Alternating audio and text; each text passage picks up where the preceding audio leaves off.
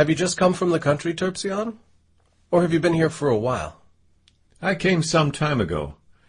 I've been looking for you in the Agora and wondering why I couldn't find you. The reason is that I was not in the city. Then where were you? I was on my way to the harbor when I encountered Theaetetus, who was being carried to Athens from the military camp at Corinth. Is he alive or dead? He is alive, but not much more than that. In addition to being severely wounded, he's suffering from an illness that has infected the troops. Dysentery? Yes. That's a grave threat to a fine man. Yes, he is noble and good, Terpsion. I heard several people praising him for his courage in that battle.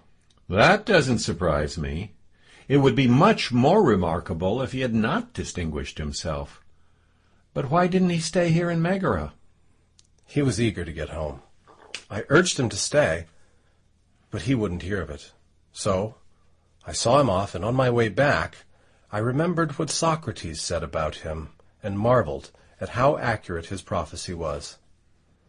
Socrates met him shortly before his own death, when Theaetetus was still quite young.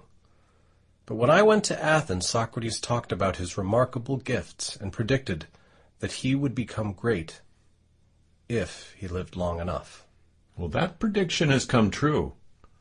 What did they say to each other? Can you remember the details? Not off the top of my head, but I wrote down what I could remember when I returned home. Later, I added more details as they came to mind, and whenever I went to Athens, I would ask Socrates to help fill in the blanks and make corrections. By now, I've recorded most of the conversation. Of course. I heard you say that before, and I've been waiting a long time to ask you to show it to me. Why not read it now? I've just come from the country, so I could use a rest. I went with Theaetetus as far as Arineum, so I wouldn't mind a rest myself. Let's go, and while we are resting, my servant can read it to us. That's a good idea. Here's the book, Terpsion. Notice how I wrote the conversation. I didn't present Socrates as narrating it, but as a dialogue with Theaetetus and Theodorus, the mathematician from Cyrene.